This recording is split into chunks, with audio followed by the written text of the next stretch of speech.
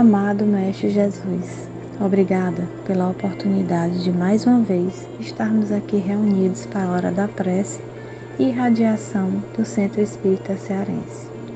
Te pedimos, Senhor, que nos auxilie a reconhecer as nossas disponibilidades. Todavia, concede-nos a semelhante amparo, a fim de que saibamos realizar o melhor ao nosso alcance. Ensina-nos a encontrar a paz na luta construtiva, o repouso no trabalho edificante, o socorro na dificuldade e o bem nos supostos males da vida. Abençoa-nos e estende-nos as mãos compassivas em tua infinita bondade, para que possamos perceber em espírito na realidade de nossas tarefas e experiências de cada dia. Fica conosco agora e sempre, que assim seja. Boa noite, queridos irmãos. Chegou a hora do nosso Evangelho.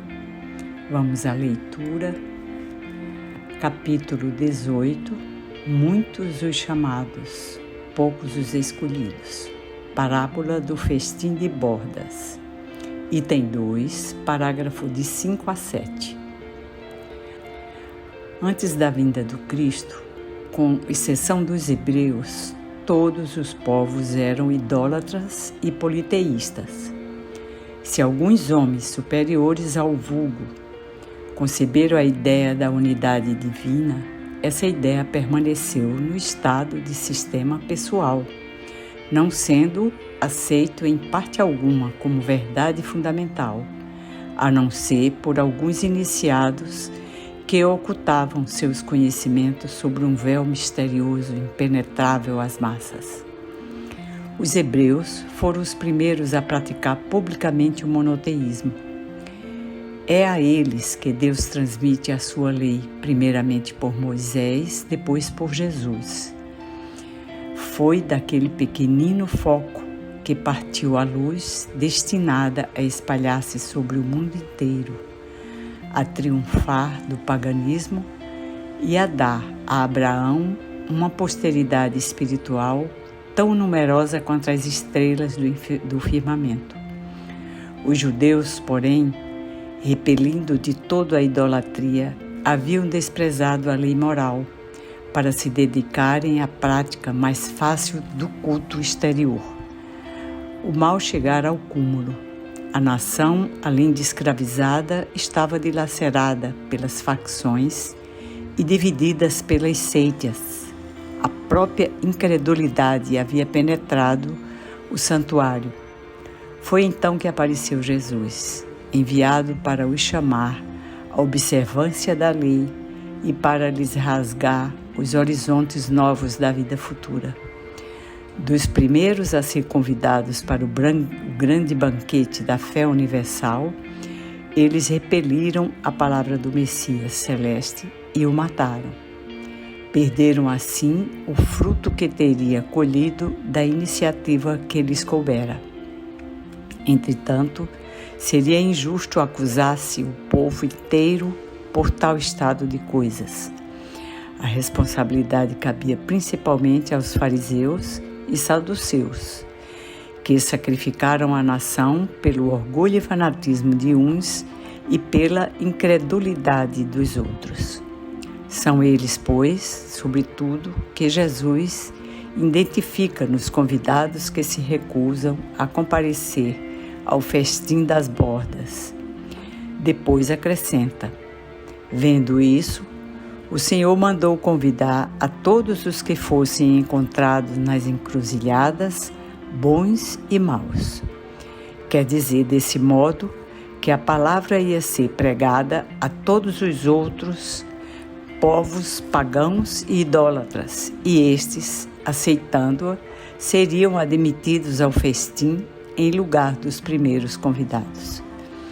No entanto, não basta ser convidado. Não basta dizer-se cristão, nem sentar-se à mesa para tomar parte no banquete celestial. É preciso, antes de tudo, e sob condição expressa, estar revestido da túnica nupcial, isto é, ter pureza de coração e praticar a lei segundo o Espírito. Ora, a lei está toda inteira nessas palavras. Fora da caridade não há salvação. Contudo, entre os que ouvem a palavra divina, quão poucos são os que aguardam e a aplicam proveitosamente. Quão poucos se tornam dignos de entrar no reino dos céus. É por isso que Jesus falou: muitos serão chamados, poucos, no entanto, serão escolhidos.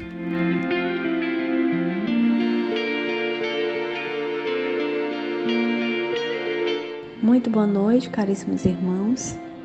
Para que possamos entender melhor o Evangelho de hoje, podemos contextualizar da seguinte forma: o Rei é Deus, nosso Pai Celestial, e o festim de bodas simboliza o reino dos céus, cujo advento coube a Cristo, Jesus, anunciar e preparar pela pregação de seu Evangelho. Jesus, como pedagogo emérito, recorria frequentemente às parábolas, já que era a melhor maneira de interessar os seus ouvintes, e também porque sabia que é muito mais fácil assimilar e reter qualquer ensinamento quando materializado, isto é, objetivando através de um enredo, do que quando ministrado de forma subjetiva. Vimos que os primeiros convidados são os hebreus, pois a eles é que foram enviados os primeiros emissários, ou seja, os profetas, anunciando-lhes a vinda do Messias. Palavras desses emissários, porém, não encontraram receptividade entre os hebreus, que eles desprezaram as advertências e exortações. Ainda perante a má vontade manifestada por eles, Deus os envia o próprio Jesus a fim de lhes recordar e aperfeiçoar o conteúdo daquelas leis, ainda preferindo conseguir vantagens puramente materiais a conhecer o estado de alegria e gozo espiritual que constitui o reino dos céus, repeliram a mensagem do Cristo, como ainda ultrajaram e imolaram na cruz. Continua a palavra dizendo: diante disso, o rei enviou exércitos contra os assassinos que foram exterminados, bem assim queimados a sua cidade. O que aconteceu aos hebreus posteriormente à crucificação de Jesus, todos sabem. Corresponde exatamente a esse trecho da narrativa. Foram trucidados pelos romanos e sua capital, Jerusalém, foi quase totalmente destruída. Depois, mandou o rei convidar todos quantos fossem encontrados nas encruzilhadas, bons e maus. O que significa que o evangelho seria pregado para todos os povos, pagãos e idólatras, e que estes, acolhendo a boa nova, seriam admitidos ao festim em lugar dos primeiros convidados que se mostraram indignos a ele. Não basta, porém, ser convidado. Quer dizer, não é suficientemente dizer membro desta ou daquela igreja para tomar parte do banquete celestial. Faz-se necessário, como condição expressa e indispensável, estar-se revestido da túnica nupcial, isto é, possuir aquela pureza, mansuetude e bondade que caracterizam os verdadeiros cristãos. Os hipócritas, os que comprazem na indecência, os belicosos, os que defraudam e sacrificam seus semelhantes, os que vivem exclusivamente para si, indiferente às dores e às aflições do próximo, estes, embora convidados a participar das bodas, serão encontrados sem vestes adequadas, e, pois, não poderão permanecer entre os demais, sendo lançados fora. Eis porque Jesus disse: chamados haverá muitos, poucos, no entanto, serão os escolhidos.